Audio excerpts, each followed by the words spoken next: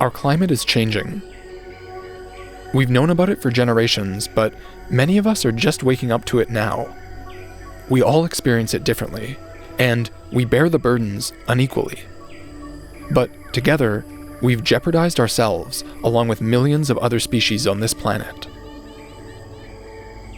The scale of this challenge, its global, apocalyptic potential, is staggering. We know how much has to change, but the longer we feel stuck at the starting line, the steeper our path seems to become. The question of climate inaction is the key to our survival. Or rather, the questions of climate inaction are the keys to our survival. Because just as the climate crisis itself is a constellation of different problems, the actions we must unlock are as diverse as we are. We're not doomed, but no one's going to save us. What matters most is how we frame the next steps, how we conceive our own potential, and how we find opportunity in our obstacles. And that's why, on this podcast, we're looking for dragons. You may not believe in them, but to us, they're very real. While you can't see their bodies, you can see their tracks. These are the dragons of climate inaction. Their habitat is in our minds. And this podcast is your field guide.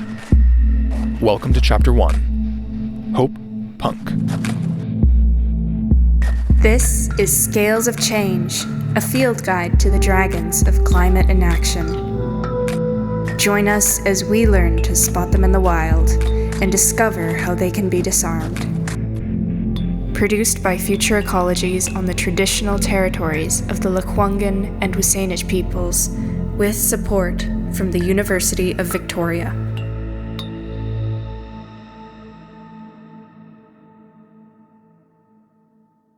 Thanks for joining us. My name is Mendel. This is Adam. Hi. And we're your hosts for this series, as we explore the world of these dragons, these psychological barriers to climate action. Well, not just us, but also their principal discoverer, their collector and taxonomist, Robert Gifford. I'm glad to be here again. Glad to be anywhere. That's the old Keith Richards line. Robert is a professor of psychology and environmental studies at the University of Victoria. He's been studying the psychology of environmental resource management for over 35 years, looking for the reasons why we make certain choices, especially those that pertain to resources held in common.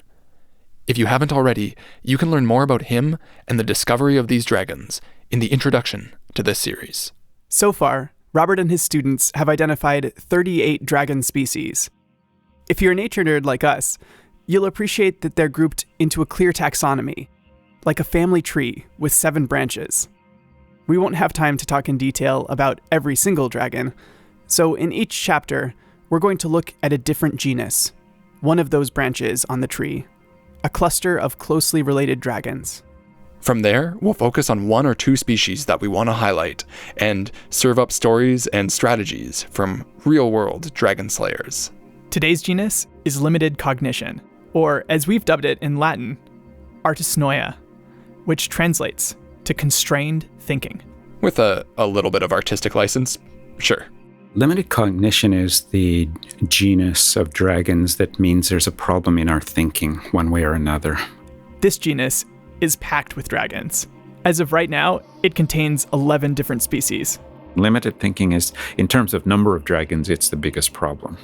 The species at the base of this genus is ancient brain, or Artusnoia reptilis. One source of limited cognition is the fact that we have a physiologically old brain. Hasn't changed much, I'm told, for 30,000 years physically.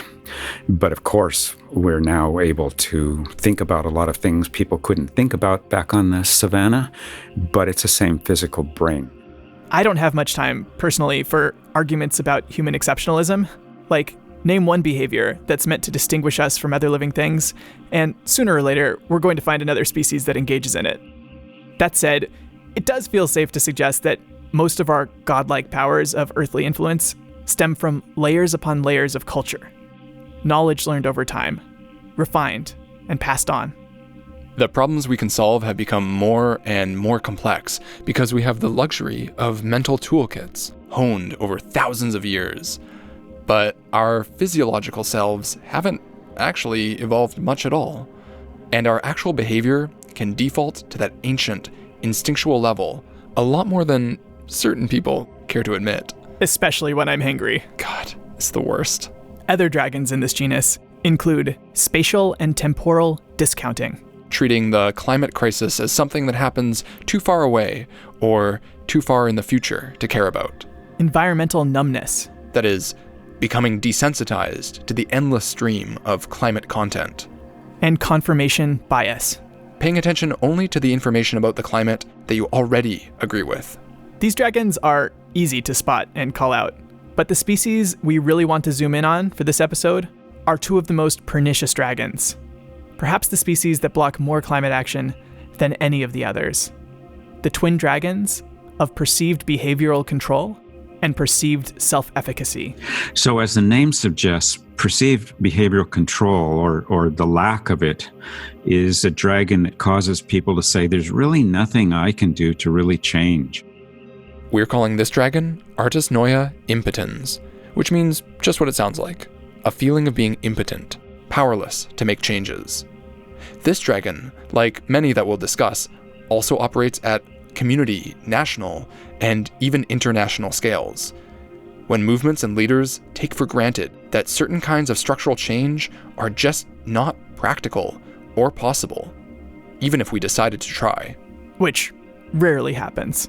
A perceived lack of self-efficacy, on the other hand, is when I think that even if I do change my habits, it just won't matter. I'm still only one person.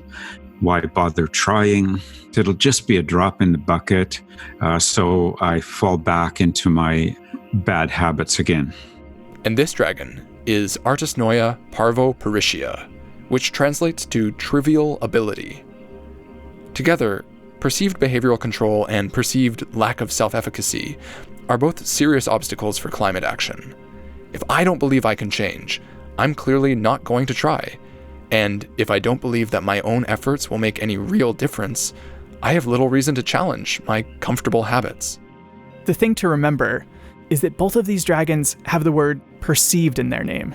They're both about how we judge our own abilities and the roles we can play. And these judgments, in turn, depend on our understanding of scale. So let's zoom way out for a second, shall we?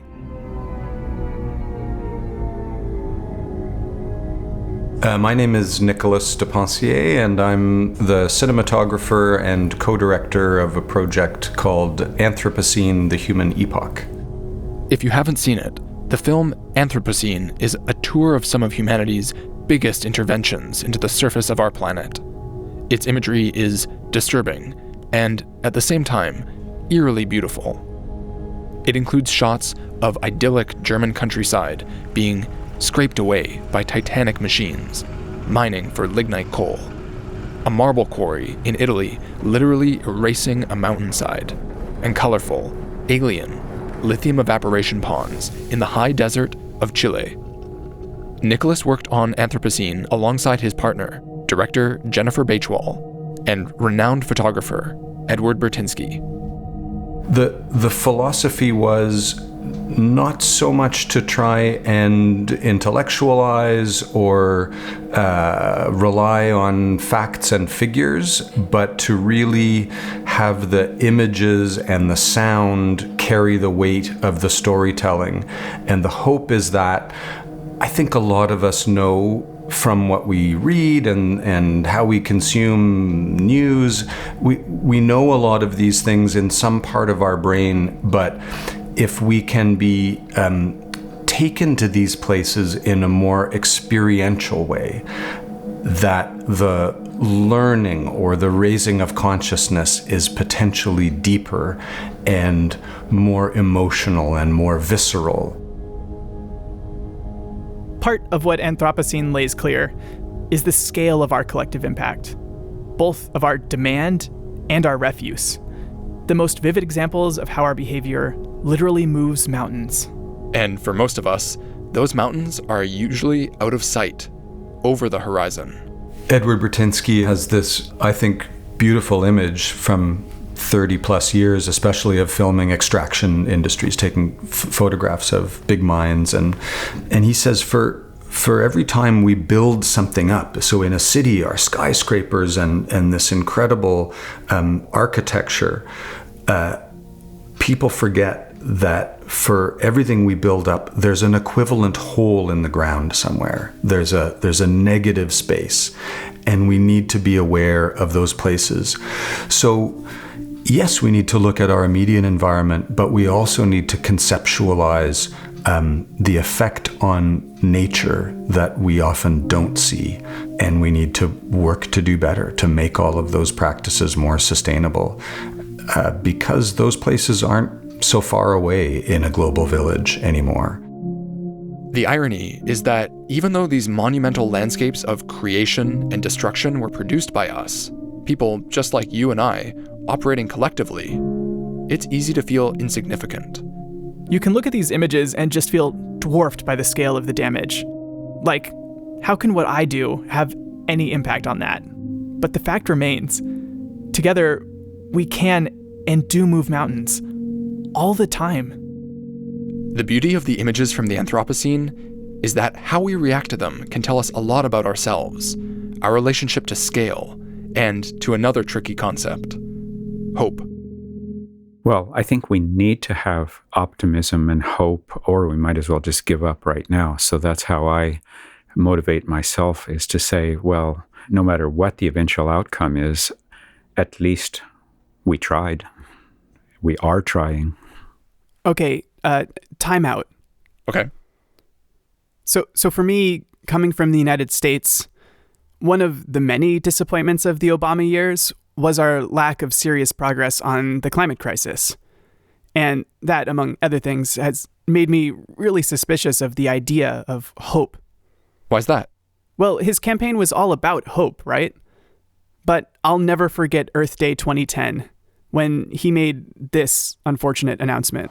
Some of the press may be wondering why we are announcing offshore drilling in a hangar at Andrews Air Force Base. Well, if there's any doubt about the leadership that our military is showing, you just need to look at this F-18 fighter.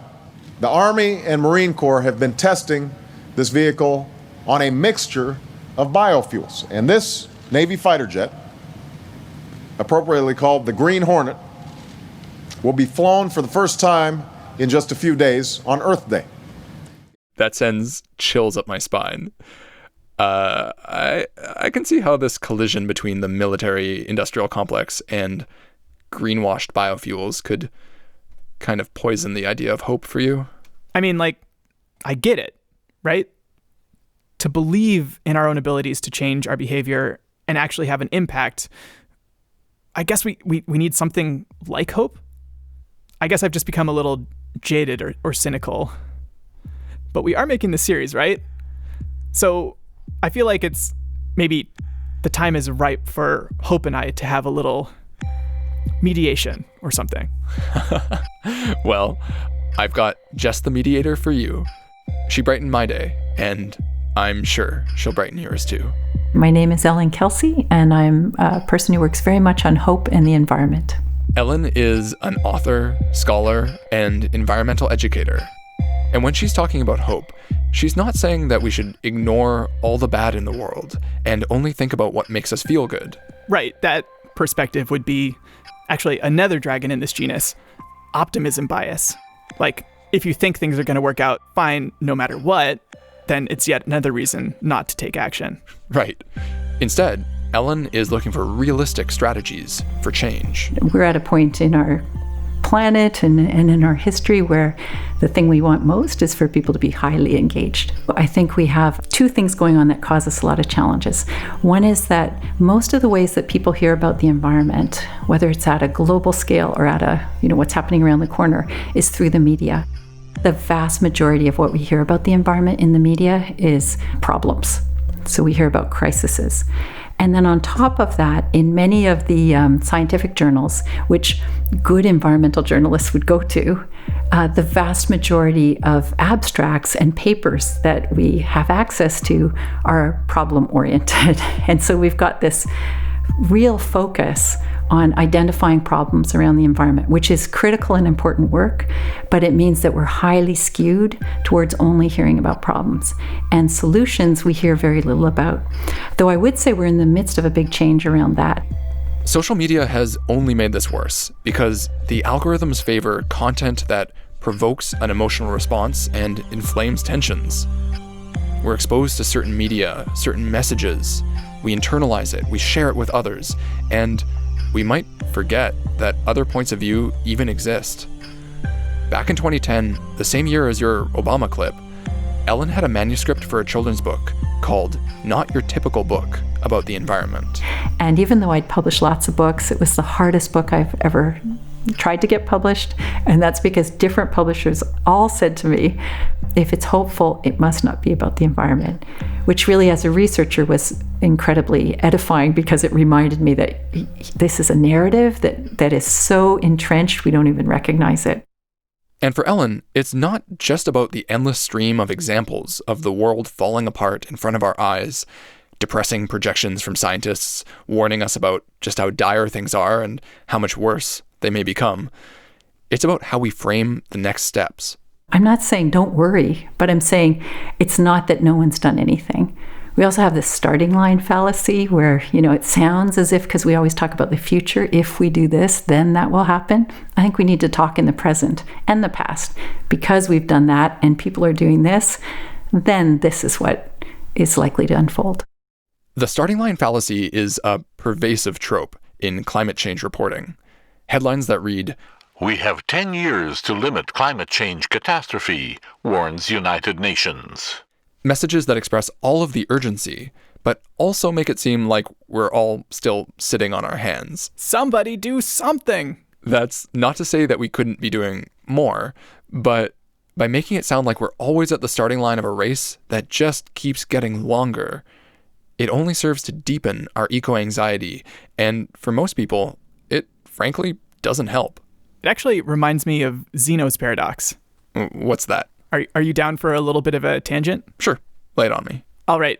Zeno of Elea was a Greek philosopher who posited a series of mind-splitting paradoxes. But the one that's most relevant to the starting line fallacy is this.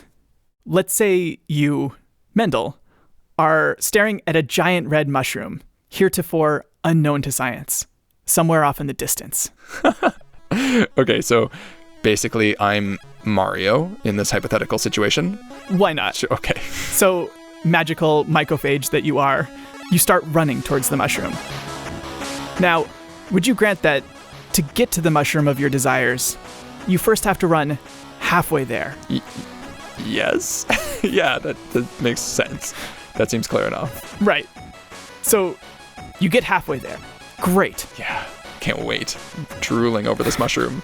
Okay, now, you're at the halfway point. Would you grant that, as before, you have to once again travel halfway between where you're now standing and where the mushroom actually is to be able to eventually get there? Oh, I can see where this is going. Exactly. In Zeno's paradox, you'll never actually make it to the mushroom of your dreams because before you can get there, you always have to go half the distance between where you are and where it is. That is so profoundly frustrating. It makes you want to not start running at all, right? When the goalpost keeps moving. But of course, you can refute this paradox by just stepping outside and running to the nearest woodland and grabbing a mushroom. No problem, right? So I can see what Ellen is saying, that this starting line fallacy not only prevents us from thinking that we can make it to the goal, and therefore trying to make it to the goal, but also noticing the progress that we've already made and are currently making. There's all these innovations that are actively happening. And I think what's really important is to look at these as trends. What trends are already in place that we can amplify and are amplifying that have a positive impact, rather than making it sound like, what should we do? How inspiring is that? It's not very inspiring. So where can we look for inspiration?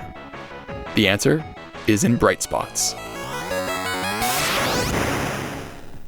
Yeah, so bright spots, in fact, I think it's a term that I first came upon it in the humanitarian world. Foreign aid workers, for example, or those who are working in highly impoverished areas would look at where are places doing better than they should have. Like, rather than looking and saying, we know that hunger or malnutrition is a huge problem in this area, you would know that that's the case and understand the broad societal issues that are contributing to that. At the same time, you might say, but where are the places where people are actually healthier than they should be compared to other people? What are they doing? What are they doing differently? So by studying bright spots, you have the capacity to see what enhances something rather than to continuously look at what's contributing to its demise. This keys into a whole theory of design called biomimicry. Basically, that nature has had 3.8 billion years to prototype, test, and refine life forms to thrive in practically any environment. If we want to solve a design problem, we can just look for an organism that has a similar problem in nature and see how we can copy it. So much for human exceptionalism, right? Yeah. I mean, there are classic examples like modeling the shape of wind turbine blades on the fins of humpback whales, or the nose of a bullet train after a kingfisher.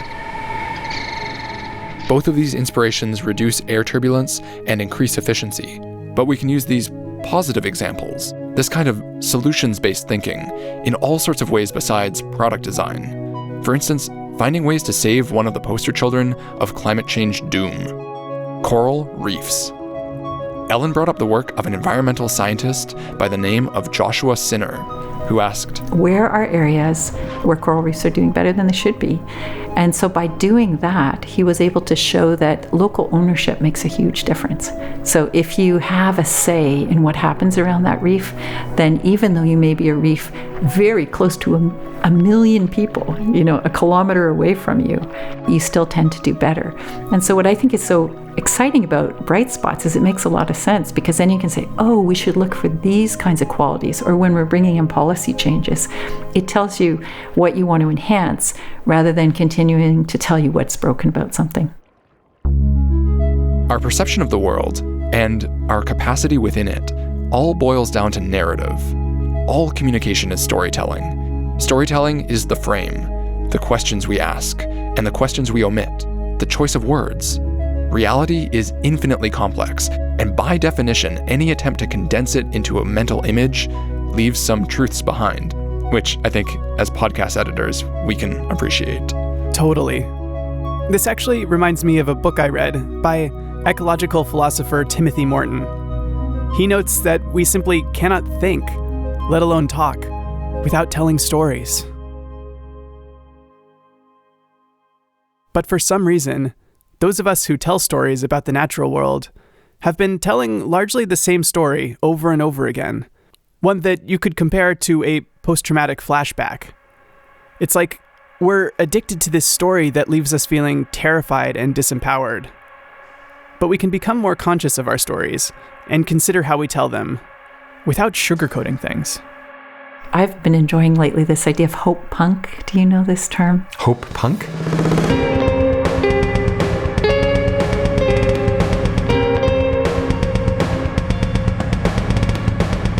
In pop culture, books, music, and movies, we're used to breaking things into genres. And depending on your proclivities, you might prefer to split things into lots of tiny, hyper-specific categories, or lump them into bigger groups. Yes, the classic taxonomists debate, the lumpers versus the splitters. Anyhow, for the purposes of this podcast, we're going to paint with a broad brush and offer you 3 ways of imagining the world: Hopepunk, Noble Bright, and Grim Dark. So grim dark is pretty self-explanatory, very highly dystopian, everything's really wrecked. And for many years, we've got lots of grim dark popular media to enjoy. This includes Mad Max, Blade Runner, Westworld, and most climate change reporting. It's a delicious genre, but only to a point. Grim dark is a narrative style that runs the risk of propagating climate fatalism, dejection, and apathy. A self-fulfilling prophecy. And then there's noble bright. And noble bright is, I think of it a lot like fairy tales, like some hero comes in and saves us. And I think a number of people have positioned Greta Thunberg in that noble bright narrative, whether or not she chooses to be put there. But this single person who comes and kind of leads us out of trouble. Noble bright is the rose-tinted flip side. It externalizes responsibility and lays a trap of optimism bias. Because after all, you can just pin the future on a heroic leader. Like Elon Musk.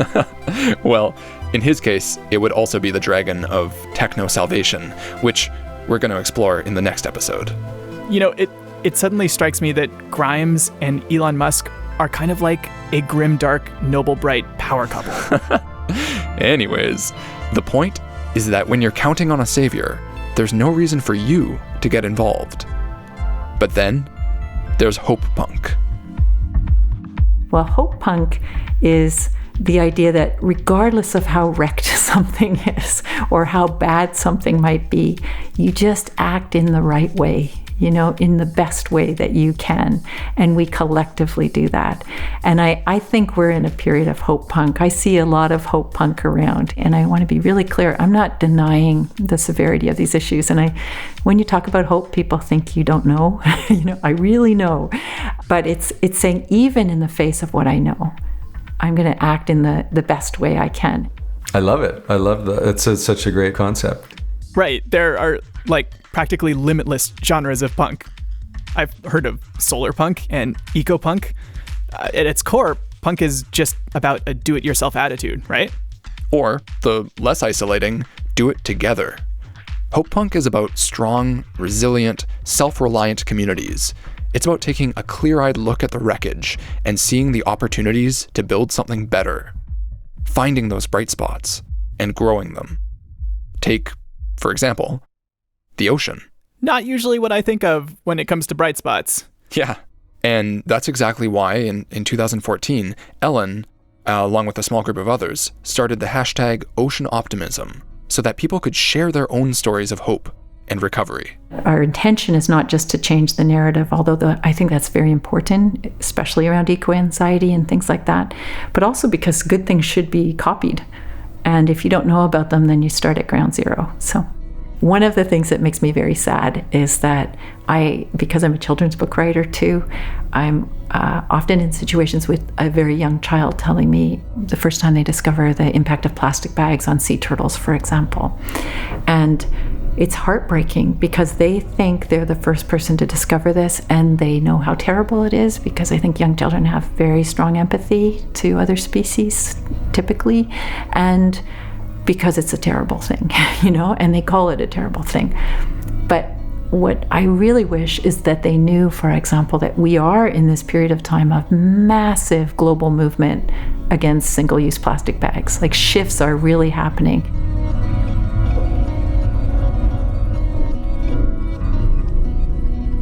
Hashtag Ocean Optimism was an immediate success. Millions of people were hungry for messages that went beyond the doom and gloom, stories that went beyond preachy calls to save the whales or other appeals divorced from time and specificity. They could show exactly which whales are actually doing okay and offer some clues as to why. Right. So in this case, breaking a broad generalization down into specific cases really helps, which is great because all of us live in specific places with specific circumstances. Yeah, it quickly spun off into more general movements like Earth optimism, which was actually then adopted as a guiding principle of the Smithsonian Institute. And I would say, as someone who's worked in environmental communications for a long time, we were actively using fear and shame and guilt. But what's emerging much more now is things like pride really matter. And I think pride is very tied to self-efficacy. When you feel like we have collectively done something, it reminds us of our capacity to act. We know that hope is a self-perpetuating cycle. So if you do things that are hopeful, you actually see the outcome of your actions, and that makes you more hopeful. Unfortunately, hopelessness is the same self-perpetuating thing. So for these dragons of perceived behavioral control and perceived self-efficacy, it's not so much that we can defeat them and banish them from our minds, they'll probably always be there, It's more like we can co-opt them, right? We can turn them around and bring them on side. Yeah. Because they're part of this feedback loop, and our internal narrative determines which way it spins. So, using a Hopepunk lens, we can even confront the most massive scars on the planet with resolve. Through this lens, the Anthropocene is actually a testament to our ability to make huge changes in the world in incredibly short spans of time, for better or for worse. I absolutely agree. The incredible human ingenuity that has got us to this place of indisputed dominance on the planet, where we really have taken over nature. I mean, humans now change all of the Earth systems more than the natural forces. That's an incredible collective act of engineering and acting and building as a species. That same ingenuity now has to get us out of our most pressing crises. Our collective capacity is undeniable, especially when it's steered by those big macroeconomic forces like consumer demand. But it begs the question, where do we put our focus? On a groundswell of individual and community actions? Or on the political machine to regulate and incentivize? Individual action is only going to go so far, and working towards tipping points in collective action absolutely has to be the goal. And that's why something like a podcast or a film or a hashtag that are in the sort of mass media realm can be great just touchstones and moments, hopefully, to bring people together. These things can be rallying points for community building and shared experience. You know, a podcast that people share around, say, you've got to listen to this, you got to listen to this. And then there's a community there of people who have had that shared experience who can work together, right? And that cooperation, I'm sure, is integral to moving forward. There's a whole politics around encouraging people to think that their individual actions don't matter. So there's research that shows that cumulatively our individual actions make a huge difference. But there's concern that if we focus on individual action, then we might let off the large climate emitters. You know, they'll show 35 companies that are the highest emitters. And we don't want to let them off the hook. So people say, don't focus on individual action because we want people to focus over here. My view is we can focus on both. And there's lots of evidence that we are focusing on both. To Robert, this is clear as day. At least clear as the days since car exhaust started to be regulated several decades back. Or clear as the days of COVID when there's no cars on the street. Right. There's no comparison to what people are trying to do now with what they were trying to do 10, 15, 20 years ago. So many people are already doing much more than they used to. So if we know we're part of this, then we're much more likely to perpetuate with it and to not have that feeling of self-efficacy, like, what, it doesn't matter if I choose to eat plants because everybody else is eating meat. Or, you know, if we know things are shifting, then we have more choice. I mean, there's way more choices now for plant-based eating. Seeing that language shift is fascinating to me. I mean, it seems kind of trivial compared to everything else we've discussed, but I've noticed that a lot of coffee shops have started highlighting their plant-based beverages rather than calling them dairy-free. It's a small thing, but it adds up. I mean, who doesn't drink coffee? I don't drink coffee. All right. But I do see the bright spot there. It's prideful, right? It's positioning something as a positive rather than something in opposition to something else. I think our language and the metaphors we use and the narratives we tell, how we speak about things, has a tremendous impact on whether or not we feel something can be done. Well, I think we need to have optimism and hope, or we might as well just give up right now. So that's how I motivate myself, is to say, well, no matter what the eventual outcome is, at least we tried. We are trying. You know, there's not one story, and we're always stronger when we have as much diversity in the stories we're telling about the world as the diversity of life on Earth. This has been Chapter 1 of Scales of Change, a field guide to the dragons of climate inaction. We'll be back next week with Chapter 2, Techno-Salvation. Whether or not we can avoid climate collapse is still an open question. But we know for sure one thing is inevitable: change.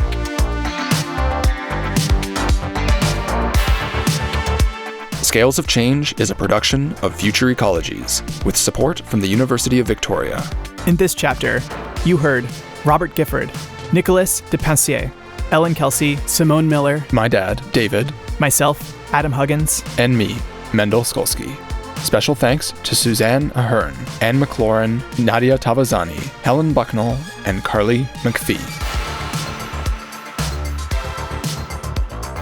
Besides discovering the dragons of inaction, Robert Gifford is literally the author of the textbook, Environmental Psychology, Principles and Practice. Nicholas Depensier is the cinematographer behind the film Anthropocene, The Human Epoch, from Mercury Films. And Ellen Kelsey is the author of books for adults, such as Watching Giants, The Secret Lives of Whales, as well as books for kids, such as Wild Ideas, Let Nature Inspire Your Thinking. Composition for this episode is by Vincent Van Haff. Our Dragons theme is by Lom Zoku. Other musical contributors include X-Ray, Greg Davis, and Wizwars. And finally, thank you to Alexandra Rowland for coining the term Hopepunk. You can tweet at us or follow us on Facebook and Instagram at Future Ecologies. To learn more about each one of the dragons of inaction, go to futureecologies.net/dragons. Okay, that's it for this one. See you next week.